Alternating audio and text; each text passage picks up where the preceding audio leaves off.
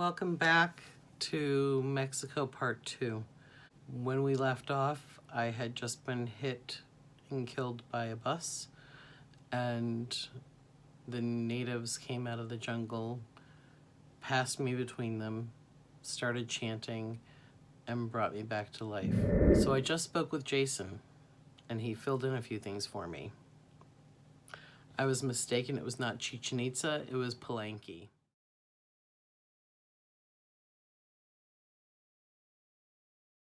The room and everything was still under the ruins. No one's even allowed to climb the pyramids there anymore. And did I just see an orb go by?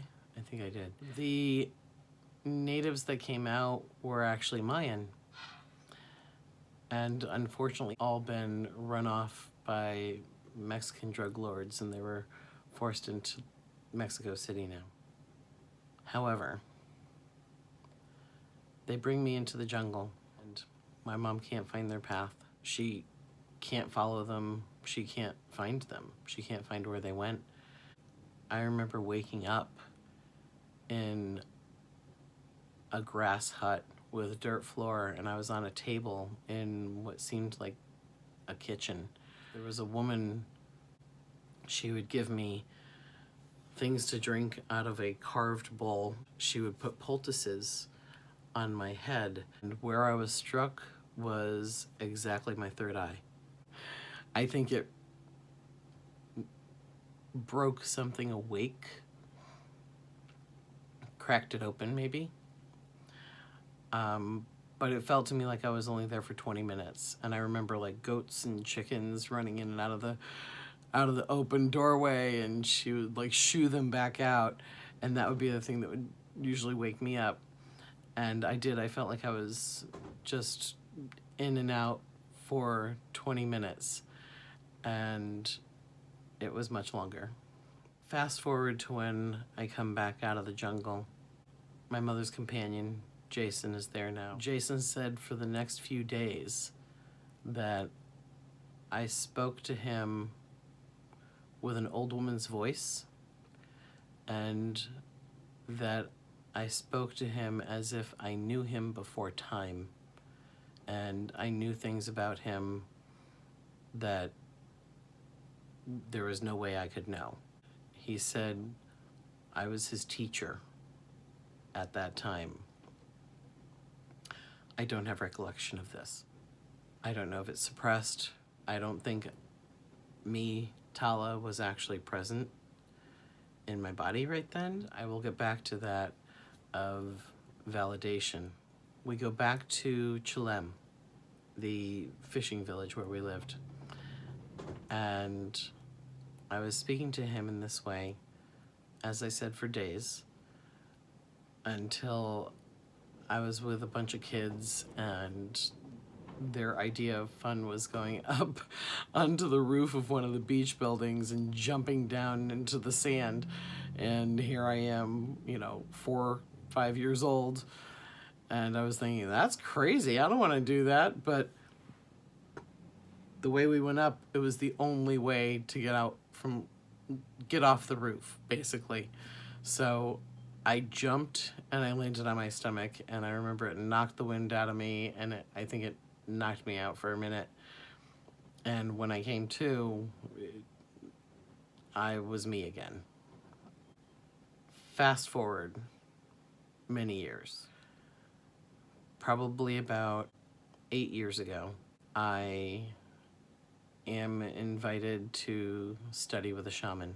We would go into sacred space for 3 days straight. We would all sleep in the same, space. We would all eat sacred food. Everything was blessed. Every time we left the space, we would come back in, we'd be smudged. And we were towards the end of this close to 2-year teaching.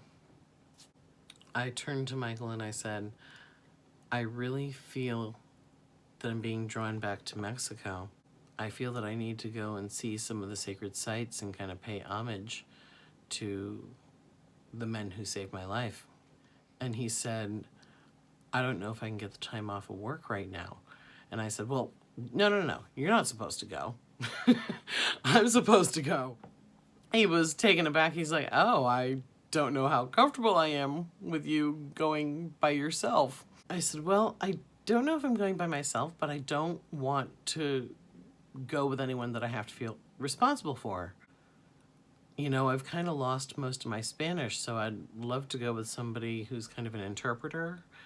And heck, while I'm at it, I would love a free place to stay and transportation and, you know, visit some of the sacred sites. And he said, okay, well, good luck with that. I said, thank you very much.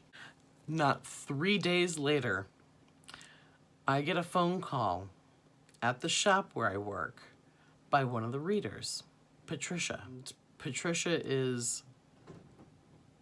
she's amazing. She's one of the most kind and loving and nurturing and just sweetest energied persons I have ever met on the planet.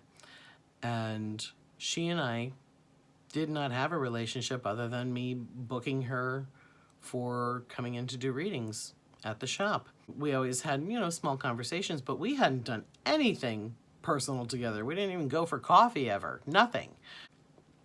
She called me up and she said, Tala, I'm going home to Mexico and I was told you had to come with me. I didn't say anything. I was in shock. And she said, are you there? I went, uh-huh. And she said, well, you wouldn't need to pay for housing because I own a house down there. Check. She's from Mexico, so she is an interpreter. Check. She said, the house is on my brother's property, so he'll either lend us a car or he'll drive us. Free transportation. Check. She said, but this isn't a normal vacation. We're going to be going to some of the sacred sites. Check.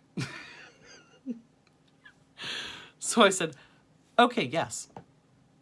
And she said, did you hear me? I think because I answered so quickly, she didn't know that I was really processing what she said. And I said, no, I heard everything. Yes. Yes, I'm going. Yes. And she said, okay, well, I don't know who I'm going to be able to see down there. She's like, I don't know if I can get the time off of work, so please don't tell anybody until I know for sure. And I said, I don't know anybody you know. Nobody I know knows anybody you know, so even if I told people, they wouldn't know who you are. And she's like, well, please don't put it on Facebook. I said, we're not even Facebook friends. So I said, but that's fine. That's fine. She said I should know in about 3 weeks. I said, okay. Well, in about 2 weeks, she gets a call from this woman, Maria, in Mexico. Maria's pretty incredible herself. Maria is a seer. She communicates with light beings. She communicates with beings of many different dimensions. A quick story on Maria. I believe she was about 12 or 13 years old and she was deathly ill. She was basically on her deathbed and these light beings came to her, angels, and they said, we will grant you your life and you will have this skill, but you cannot eat meat and you cannot be with a man. So, from that day on, she complied. This woman is so in tune. It is unbelievable. She calls Patricia and says, I know you're coming home to Mexico, and I know you're bringing an American woman with you. She needs to come see me. I have things to tell her. Is Tuesday at 2:30 okay? I'll take that appointment. Yes, okay? So when somebody calls from another country that doesn't know you, that doesn't know anything about you and says, yeah, I know you. You need to come see me. You take it, okay? So, as the time approaches, now first of all, talk about instant manifestation. I said it 3 days earlier, boom, I get this call and everything that's on the list, done. As the time draws near as we're about to go, a couple of months go by and my father becomes very ill. He becomes hospitalized, and he's had heart disease that he was fighting, and he had a couple of strokes over the previous years. And I'm thinking, I have to cancel this. My father, one of my best friends of all time, and twisted sense of humor, musician, and musician by trade, by his life. As his hobby, he loved to discuss politics and study quantum physics. So probably why my type is scientist musician. He was very ill, and he was in the hospital, and then he went to a nursing home to continue to recover. As much as I love my father, he's also a pretty big cynic. In one of his songs, he even sings, you could be Pisces, Virgo, you could be Capricorn, I could care less about the day you were born. He was a great lyricist, but this was basically like, don't give me that, spiritual mumbo jumbo kind of stuff. As the time is approaching, I told him of what the plans were and how it came about, and he said, you should go. You should go. I was afraid he would die when I went.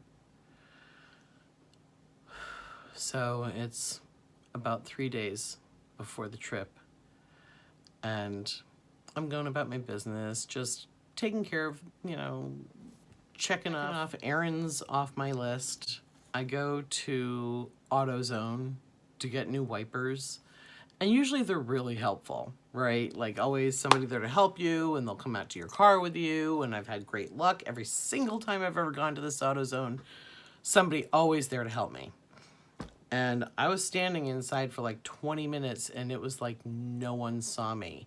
I mean, I paid for the blades, and as soon as I started to ask if somebody could help me, it was like I didn't exist anymore.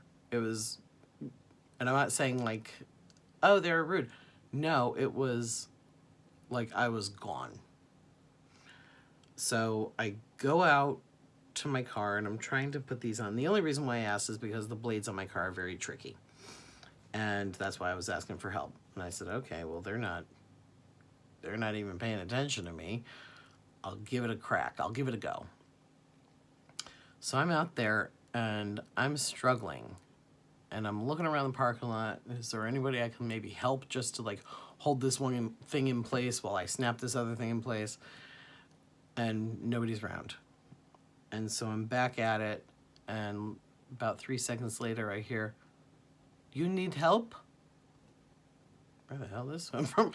And I turn around, and there is quite obviously a Mexican man of Mayan descent, and if you are familiar with the bone structure and the stature, you know it when you see it. Very broad face, high cheekbones, square jaw. They're just built like little brick houses, and just these strong, mighty, sturdy, stout people, and gentle voice. And he's speaking broken English, and he says, you need help? I said, yes, please. And he's like, and he starts to help me, and his hands are kind of like, how he's moving them is just kind of like this. And I'm thinking to myself, what is he doing? And all of a sudden, boom, it's on, it's done. And it just seemed almost like a dreamlike state. I said to him, what part of Mexico are you from? And he said, Puebla. And I said, I'm going to Puebla at the end of the week. And he said, oh yeah, see? I'm like, yes. What is your name? And his demeanor completely shifted, and just as stoic and directly into my eyes, he said, Uriel. Like the angel Uriel? Si. Higher. more like the Archangel Uriel. See. What does Uriel mean? And this is when he shifted.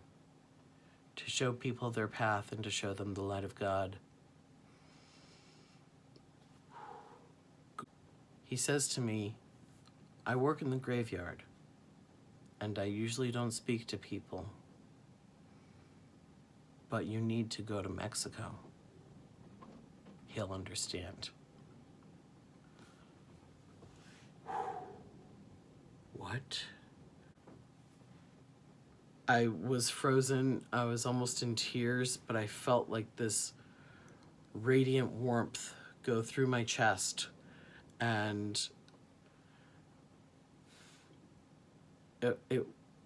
he was a messenger. He was a messenger. So I go back to my father, and I said, is it really okay if I go? And he said, you need to go. And I'm like, well, what do you mean? And he said, you know why. You need to go, Tala. So now my father is speaking to me as if he understands that this is a spiritual journey. And I told him about everything that had happened. You know, I told him, not about Uriel yet, but I had previously told him about how it came about. And he said, Tala, this is too important for you not to go. You need to go. I'll be okay.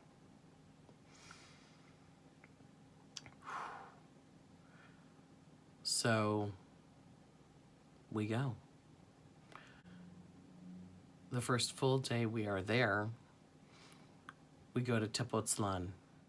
We're driving through the countryside and then up into some hills, and there's nothing but like jungle and forest around us. We go to this amazing town. All of a sudden there's this little city in the middle of all these trees. You just turn right and make another right. All of a sudden there's a cobblestone street. Take another right and boom, there's a small city in front of you. And it's beautiful.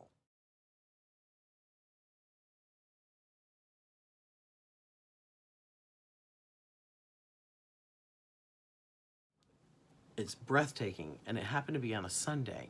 I'm walking around, we're, you know, kind of just making plans. Let's meet up over here, let's meet up over there. It was really kind of wonderful and perfect for me because I like to wander on my own. Trisha was totally fine with that. She's like, I'll see you over here. I'm like, perfect, great. See you in an hour. And I saw this elderly woman that was selling some small bits of wood, and it looked like they were using it like Palo Santo, but it's a very different color and it's a different smell, as she had some burning. I couldn't quite get to her. She was kind of like, there was a lot between her and I in this very tightly packed market.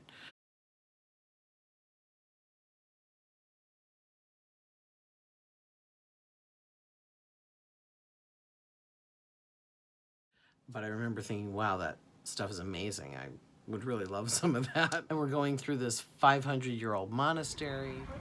We're in the first amazing town we're visiting.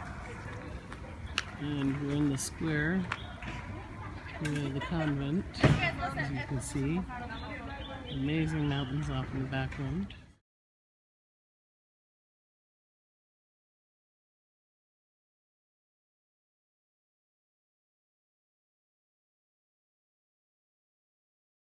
It was a Sunday, so they had street vendors. I'm walking down the sidewalk. There's a little old man sitting in the lotus position on the sidewalk with like a couple of woven placemats in front of him, just like two.